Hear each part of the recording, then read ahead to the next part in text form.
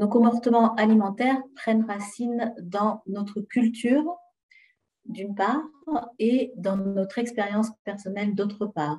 Au plan culturel, nos comportements sont inscrits dans les représentations sociales de notre communauté, c'est-à-dire les valeurs symboliques, les valeurs de représentation des aliments, également les tabous liés à notre culture.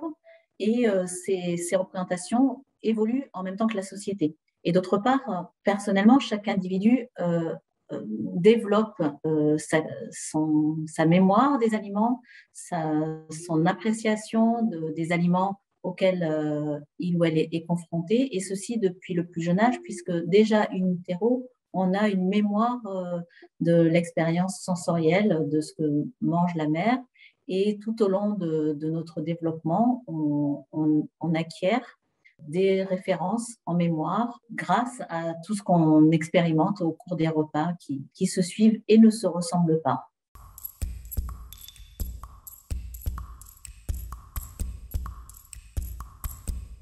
Nos choix alimentaires sont influencés par les facteurs de contexte au moment d'un repas que l'on considère. Ainsi, le type de repas, est-ce que je suis au travail, est-ce que je suis à la maison, est-ce que c'est un repas d'affaires, un repas de fête, donc ce type de repas influence le contenu de l'assiette, le contenu du repas dans son ensemble. Et de manière corrélée, les autres facteurs du repas, qui sont d'ordre social et d'ordre physique, influencent également nos choix et nos comportements. Donc, en termes sociaux, je fais référence ici aux personnes qui partagent mon repas, mais également les personnes qui ont préparé le repas et les personnes qui servent le repas. Et en termes physiques, je parle de l'environnement physique, la lumière, la musique, la décoration de l'espace et de la table. Tous ces facteurs vont jouer sur l'état dans lequel je suis. Est-ce que je suis détendue? Est-ce que je suis tendue? Est-ce que j'ai envie de me faire plaisir ou est-ce que je me nourris par nécessité dans un temps court? Et également, donc, l'influence se jouera sur les quantités consommées et le choix des aliments qui composent le repas.